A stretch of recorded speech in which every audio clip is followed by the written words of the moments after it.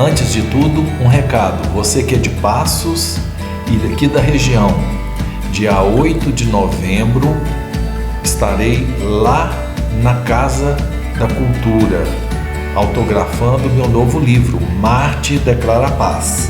Ok? Espero você lá.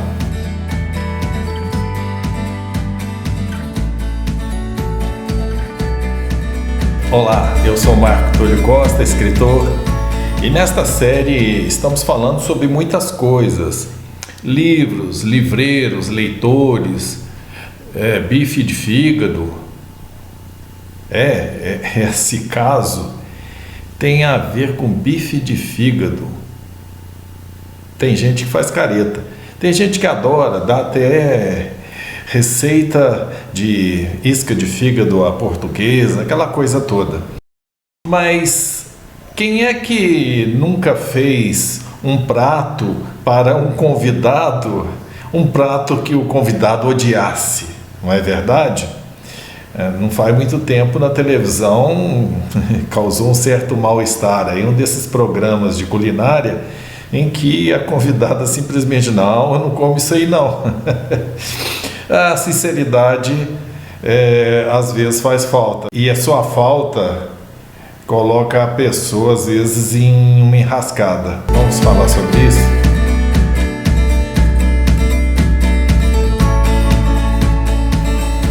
Já faz algum tempo, o grande poeta mineiro Adão Ventura apareceu lá em casa e já tinha tomado umas cachaçinhas e pediu outras, e ficamos ali sentados conversando pela sala, e deu um certo horário. Eu falei com ele: você vai almoçar com a gente? Aí ele, uma pessoa muito simples, para ele tá tudo bem.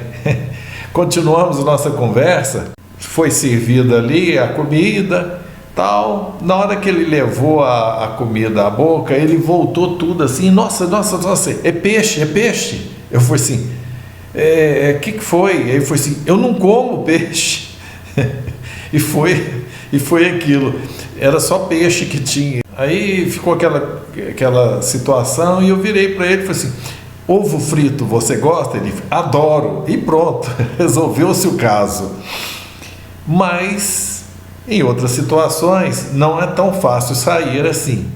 Há histórias que às vezes se repetem tantas e tantas vezes em várias famílias, que parece que são anedotas, né? Não é verdade? Por exemplo, o meu avô materno, o Geraldo Magela, ele, uma pessoa muito simples, um dia foi almoçar na casa de alguém, sentou-se à mesa e eles então serviram lá suã. Suã, em algumas regiões do Brasil não vão saber nem o que é, mas é a coluna do porco que vem ali com um pouco de lombo, né? É um prato delicioso. E a suã, antigamente, como se fazia, ela vinha inteira, né? Era cortada perpendicular, de forma que ficava ali no meio o tutano, né? E as pessoas, ao comer, não resistiam, enfiavam um dedinho ali para chupar o tutano pelo outro lado. Eu não gosto, mas tem gente que adora, e é o caso do meu avô. E ele resolveu sorrateiramente, naquela refeição na casa dos outros, enfiar o dedo na suã para retirar o tutano. Se ele tivesse tutano, ele não teria feito isso na casa dos outros. Mas ficou ali com o dedo entalado e com muito jeitinho, conversando daqui, fazendo cara de paisagem, fingindo que nada estava acontecendo, conseguiu tirar a mão para baixo e com o dedo ali ia tentando empurrar aquele osso impertinente para fora da mão, e aquilo não saía. E ele conversava, ia com aquela mão baixada, de repente sentiu aquele tranco enorme, pof! Era o cachorro da casa que veio salvar o desprecavido convidado daquele osso, né? O cachorro deve ter adorado aquele almoço, meu avô nem tanto. Mas o assunto não é suã, é bife. Bife. E falando em bife, eu não comia bife de vaca, carne de vaca, até lá pelos 14, 15 anos, se não me falha a memória. Por quê? Quando a gente morava lá em Formiga, na rua Carmela Dutra, que tem hoje outro nome, lá no final, com a Quintino Bocaiúva, tinha um daqueles açougues. Meu filho, açougue dos anos 60. Já estava ficando melhorzinho, mas açougue dos anos 60 é punk, tá? E eu, muito impressionado, né, quando minha mãe me dava aquela missão terrível: vai lá no açougue e busca 1 quilo de carne, fala para o açougueiro que tem que ser uma carne macia, porque se tiver dura, eu devolvo. Era a pior parte para mim, não era chegar lá, minha mãe mandou buscar 1 quilo de carne, se tiver dura ela vai devolver, era devolver, porque eu teria que ir 2 vezes àquele lugar que para mim era a porta do inferno. Aquelas cabeças de boi jogadas no chão, bofes no chão, era mosca para tudo quanto é lado, era gancho com carcaça. Era um filme de terror, né? E eu saía com aquela carne embrulhada. Antes eles jogavam a carne em cima do balcão, passavam em um papel grosso, pardo, meio acinzentado, e aquilo vinha se manchando de sangue na medida que eu caminhava, né? Eu tinha lá meus 9, 10 anos de idade, eu vinha com aquele troço e totalmente enojado, porque o cheiro do açougue, a visão, aquilo é terrível.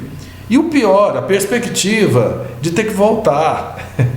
E o que não era raro, lá ia eu com a mesma carne. Mamãe disse que essa aqui não serve. Nossa, era um horror, né? Eu não comia carne de vaca, e graças a essa visão dos açougues, né, daqueles tempos.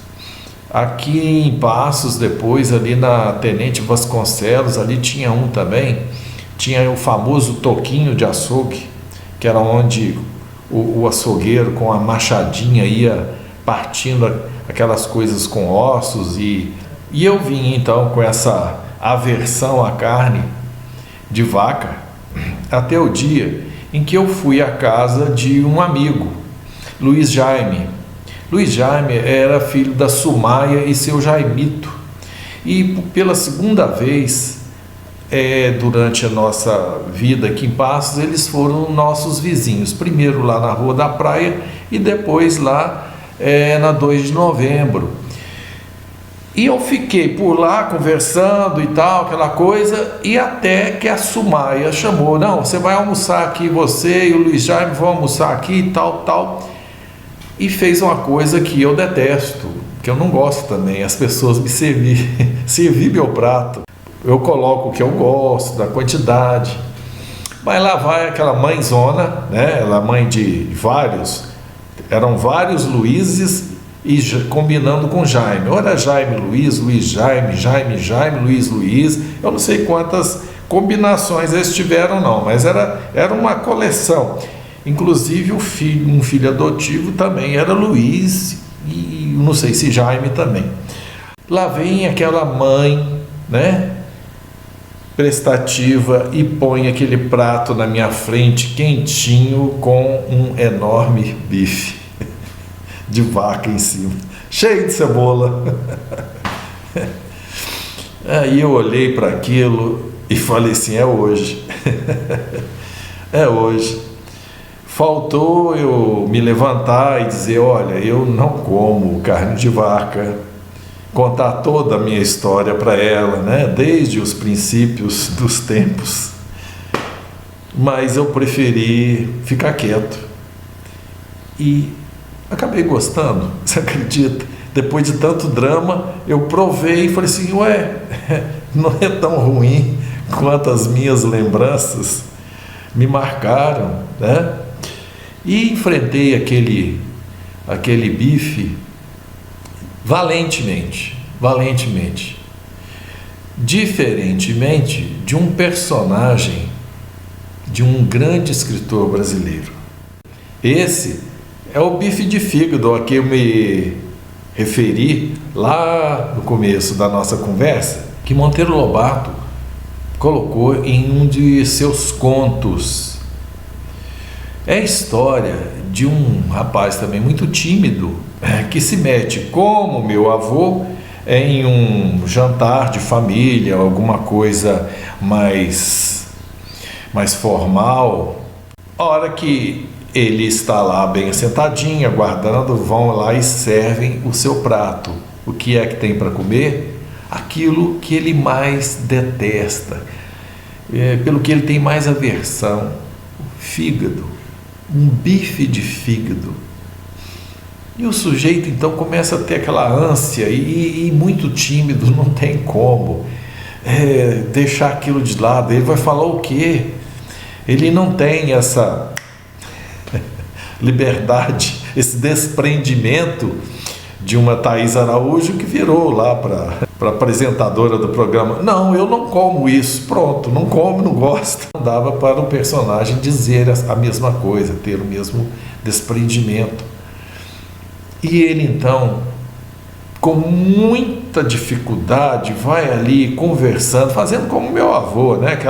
Dando uma despistada e tal, até que ele faz o quê? Põe o bife no bolso do paletó e suspira aliviado e tal, até que a anfitriã, olhando para o prato dele que estava vazio, disse: nossa, eu não sabia que o senhor gostava tanto. E serve o infeliz de novo. Pois é, Adão Ventura, o personagem do Monteiro Lobato, e tantas outras pessoas, o meu avô, com o osso de suã engastalhado no dedo. Nós vivemos esses constrangimentos diários que são deliciosos. Bom, deliciosos em termos, que são saborosos na literatura, né? E dão esses temas que às vezes se repetem muito em histórias de família, né? Por isso a gente tem feito aí alguns comentários sobre como as histórias de família são inspiradoras.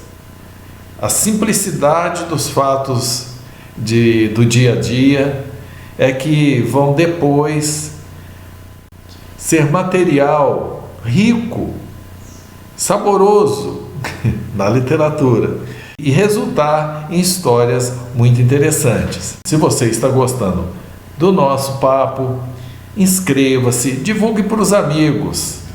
Em breve a gente está aí de volta.